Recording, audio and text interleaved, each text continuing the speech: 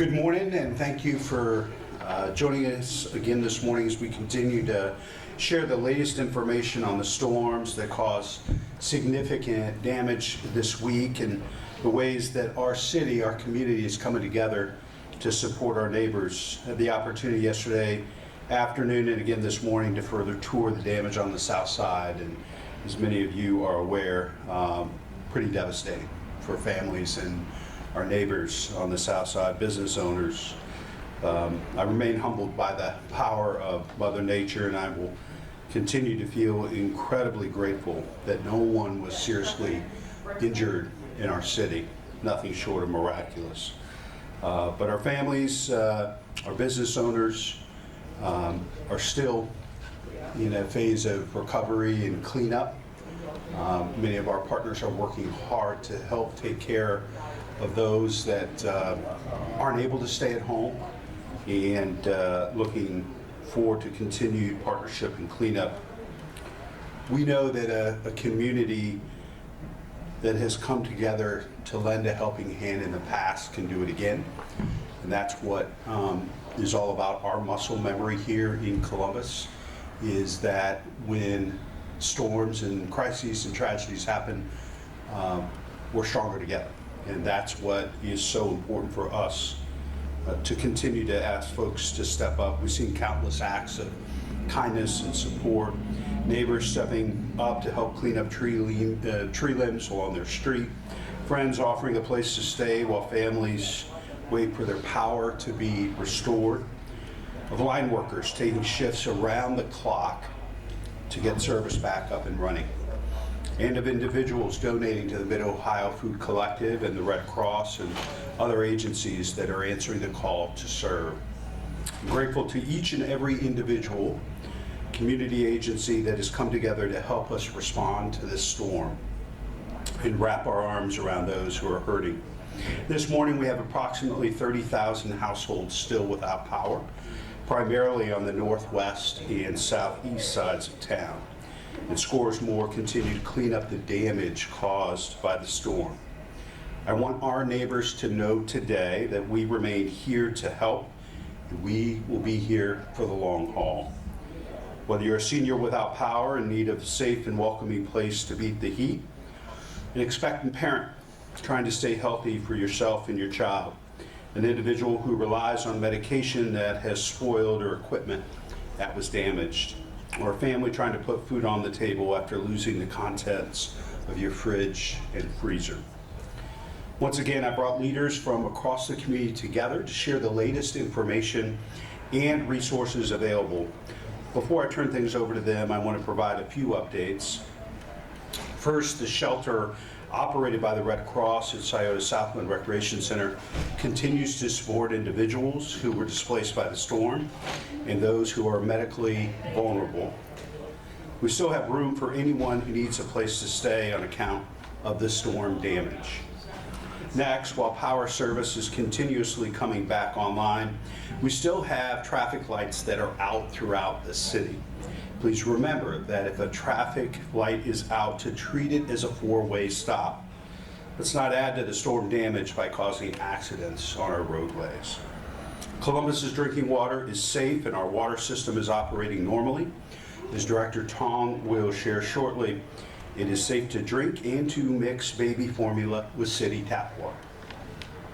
The cleanup of fallen trees and debris continues.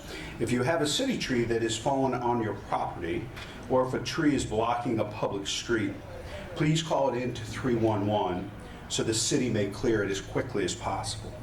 However, I need folks to know that property owners are responsible for trees that fall from private property onto private property. This is a place where I really need landlords to step up and check in on your properties. At our Department of Neighborhoods, we have heard some concerns about landlords who have been unable to attend to fallen trees at their rental properties. Now, I understand that some of these landlords may be tending to concerns at their own homes, but I need them to take care of their responsibilities to their renters too. If tree damage is not cleared and repaired in a timely manner, you'll be hearing from our Department of Building and Zoning Services. Please, let's get it taken care of. If you need to report a non-emergency storm-related issue, or you need help connecting with city services, please contact 311. And as always, call 911 in case of an emergency. With those updates and requests, I'll turn things over to our host, Lauren Hagan, CEO of Columbus Metropolitan Library. Thanks, Lauren. Thanks, Mayor Ginther. I just want to extend our support to those impacted by the storm. Your friends at Columbus Metropolitan Library are here to support you as we recover. I just want to remind our neighbors that we are generally open at all of our locations from 9 to 8 p.m. Some of our locations do stay open until 9 p.m. We, of course, have places for you to charge your devices. There are study rooms, meeting rooms, quiet spaces. We have free Wi-Fi, and you can access a computer if you need that. You don't need a library card. All are welcome to come to any of our locations across Franklin County. We are here to help. We have a variety of resources and programs. Of course, there are books and other things that you can read. And then through the rest of this week, at some of our locations, we do offer free lunch and dinner for kids up to the age of 18. To find out more information about what locations have different resources, you can visit our website. But if you're unable to use our website, you can call us at 645-2275. Thank you. And up next, Director Bernita Reese will give an update from Rec and Park. Thank you. Thank you. Good morning, everyone. Just to let you all know, it's so important that we are continuing to inspect, prioritizing tree reports, and making sure that we prioritize health and safety for everyone, which is making roads passable. We're working as quickly as we can. We've had crews out up until dark last evening. This morning I met with forestry team, and I met with our parks team and our operations team. As they are out, they're making sure that everyone continues to have a passable road. But within that, we do ask that you be patient, because there are many, many trees that are down. And as we are a crew of many, I say many, and that is the dedication, just remember that it takes time. And we want to make sure that they're doing it right. So we're working to clean debris from parks and facilities, down trees in parks, public areas, the downtown corridor, as well as many, many neighborhoods. We are open to all our community centers are up, except for Whetstone and then Barrick today. Those are the two community centers that are not open. If you're needing anything, they talked about the 311, but we're asking you if you would please call our customer service line. That is 645-3337, 645-3337. As you think about it, we have staff that are working to make sure that we're assisting with everyone. And then one of the things that I want to make mention, and that is that we have routine maintenance, such as mowing and trash pickup. But we're making sure that we get out volunteer amongst our neighborhoods. That's including around the community neighborhoods, not just our park facilities, but community neighborhoods. And we're doing this daily. So we ask, if you have more questions, if you need more information, please visit our website, www.columbusrecparks.com. There is a red banner that's on top. We do have volunteers that are also working with us today to help neighborhood corridors. And so you can sign up there as well. That website again is www.columbusrecparks.com. Thank you. Next, we'll hear from Mike Cochran from the Mid-Ohio Food Collective, who's helping so many of our neighbors right now. Great. Thank you, Mayor. Good morning. Thank you all for being here so we can give an update. I'm happy to report that 2 days after the storm hit, our hunger relief system is mostly operating normally. We want to assure our neighbors that if you were impacted, if you lost the contents of your fridge or freezer, or are experiencing another hardship, and you need help to put food on the table, our system is here for you, we are with you, and we are here to make sure that your needs are met. There are two resources I want to highlight today. The first is our website, freshtrack.com. That's FRESHTRAK.com. FreshTrack is where we keep real-time information updated about which pantries are open at what hours, as well as other community meal programs and food resources. This is important because, at least as of yesterday afternoon, we did still have a few of our larger pantries that were offline, that were waiting for power to be restored.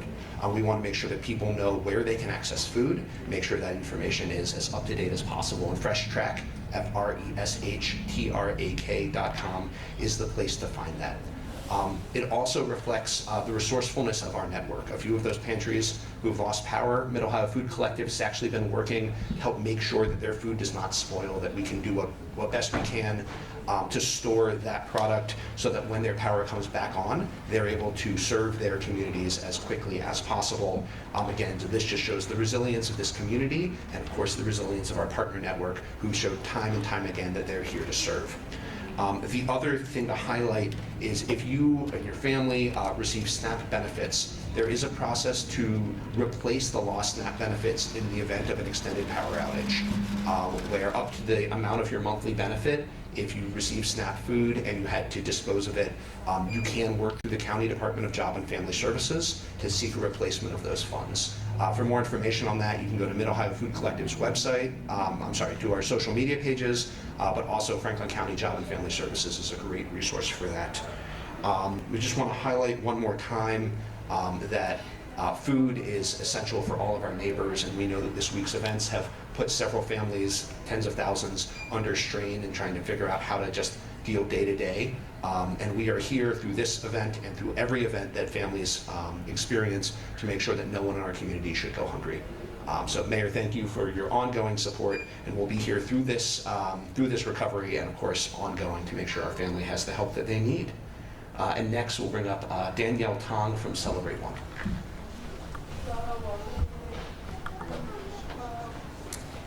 Good morning, everyone. My name is Danielle Tong, and I am Director of the Office of Celebrate One within the Mayor's Office. Our community is experiencing a pretty tough time right now, and folks who are pregnant and parenting newly born babies are experiencing even more complexity. But soon this will be in our rearview mirror, and we want to make sure everybody gets there safely. So I have some things to keep in mind for you as we weather this period of time together. So folks who are pregnant and folks who have newly delivered a baby through the baby's first year of life, please make sure that you are attending all of your regularly scheduled appointments. It can be really easy to sort of decide not to go or to skip right now because things are tough. But you and your baby really need those appointments. So please make sure that you make those appointments. That includes prenatal care and postpartum care and pediatric appointments. Also, it can be easy right now to try and mentally downplay what could be potential emergencies.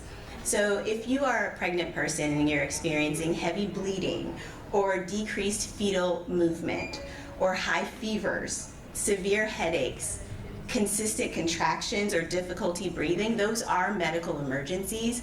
Please seek medical care. You can go to your ER, you can call your OBGYN nurses line, but do not ignore those, even now. Third, there are many people in our community that are displaced. They're sleeping in places that they didn't necessarily expect to be sleeping. And so we want to talk a little bit about what it means to keep an infant safe in those environments. We want to make sure that the baby is sleeping alone. So that means not with you, not with their favorite stuffy that they use while they're awake, not with blankets, alone, on their back, on a firm surface. So if it can't be in their crib because their crib is somewhere that you are not, it needs to be on a firm surface. Please do not sleep with your baby. Please don't sleep in a recliner with your baby or put your baby in a recliner. Please don't sleep on a couch with your baby or put your baby to sleep on a couch. No air mattresses for the baby. No sleeping in car seats for the baby. Firm, flat surfaces alone on their back. So folks are out of electricity, which might mean that they don't have air conditioning. It can get very, very hot. And so for folks who are pregnant and folks who are breastfeeding, this means that you have to stay hydrated. Please drink lots and lots of water.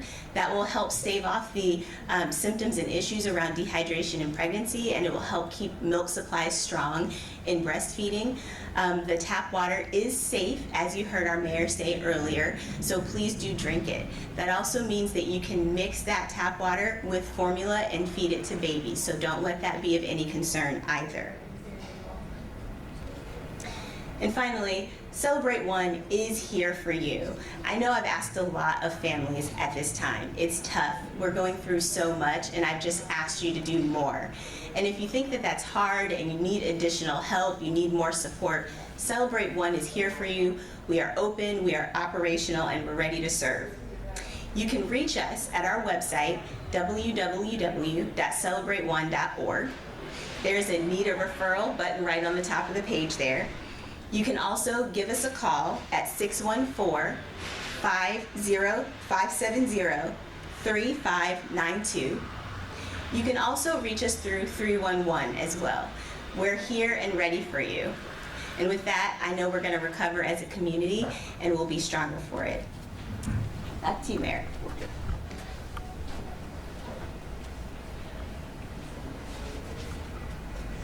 Thank you very much, Director Tong and Michael and Lauren and Director Reese.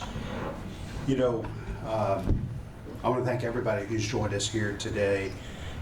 Proud that Columbus has once again done what we do best, looking out for one another, serving those in need, and proving that this community is a very special place. Some folks have reached out to me to ask how they can help. Obviously, we've shared some of those ways today, you know, looking in, checking in on our neighbors, helping to remove debris from your neighborhood, checking in on seniors or folks that might be shut in, make sure they have what they need. But I also, if folks aren't able to do those things, they also can contribute to the organizations that stand with us in this time of need. And the Mid-Ohio Food Collective and the American Red Cross have been incredible partners. So it could be another way that the public can step up and support their neighbors. Happy to take any questions from the press. You said a few days ago that it's going to be a few days until things are getting back to normal. What's your outlook on that now, heading into the weekend, on the getting back to normalcy? Well, for some families, I mean, I believe that we had 23 families at Scioto Southland last night. Correct. So for those 23 families, it is going to be a much longer period. We're making great progress, but it is also supposed to rain again tonight. So as we continue to make progress with respect to recovery, we still have some daunting challenges in front of us. And, if you have not spent any time on the south or southeast side or going out to see the damage to homes and businesses, our south side neighbors need all hands on deck. We need as a community to lift them up, you know, not just with our prayers, but support and resources. We got to be all in for the south side. Yesterday, AEP Ohio President Mark Ryder said that there were 60,000 power outages. Today we're at 30,000, I believe he mentioned a bit earlier. Yes. He said they would get the bulk of that 60,000 done by the end of the day yesterday. We're at 30,000 now. Are you happy with the work that line workers and AEP have been doing in regard to restoring power?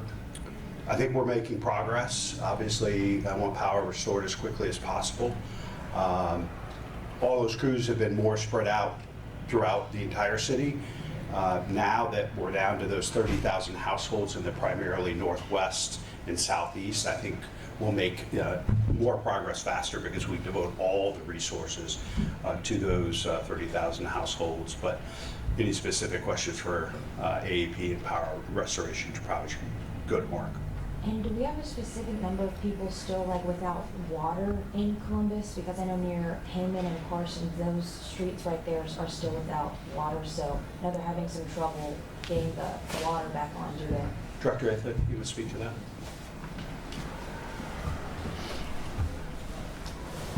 As far as we are aware, water is restored everywhere. So if there are specific customers in the Hinman area, we need to look into that. I'm not aware of that outage. Mayor, I know you said yesterday that you have your meeting with Dr. Chapman today with CCS. Is there anything specific that you hope to accomplish in this meeting? Are there any updates on schools? I know there were some without power still yesterday, so. Yeah, I really believe my role is partner-in-chief to the superintendent. We meet and talk regularly. We're going to do everything in our power to make sure that school starts next Thursday. I know that the kids are ready for it. I know the moms and dads are ready for it. And children belong in school. And so we're going to do everything in our power to get them there and make sure they have an incredibly safe, strong, and successful school year. So I may have more to report back after our meeting this afternoon, but all things point to a great and successful start of the school. Mayor, Yeah. Hey, Kevin. how you doing? Voters approved money for a new courthouse. Now they're not getting it. Renovations will happen, the park will happen. The city made this decision, what seemed like arbitrarily. How do you justify the fact that this money is not going where voters wanted it to go? I think to classify it as an arbitrary decision is a bit out of whack. I would say this. There are a lot of families making tough decisions in this community and communities around the country about things that cost a great deal more than they did just a few years ago. The cost of new construction has exploded. And by making this decision, we're able to get 70,000 more square feet of office by renovating the building. It's also going to save us $75 million. Have you been to Barrack Recreation Center, Kevin? We're going to put money that we're saving into Barrack Recreation Center to get it open faster. And we're going to put money into police substations and fire stations and fire apparatus. Those are much more important priorities to the public than whether we build new or spend $260 million on a 21st century working environment at that courthouse by renovating it. So I think this is not an arbitrary decision. This is a decision that's in the best interest of the public and for us to be able to invest in neighborhoods on things that matter most. But voters didn't get to decide that. Voters were The voters approved the funding to make sure that we had a 21st century working environment at the courthouse. Now, I believe the voters believe that saving $75 billion, having more square footage, having an incredible work environment for the folks that work there, the people that need to access the courts, and put $75 billion more into neighborhoods is a decision that they would support. Thanks, everyone.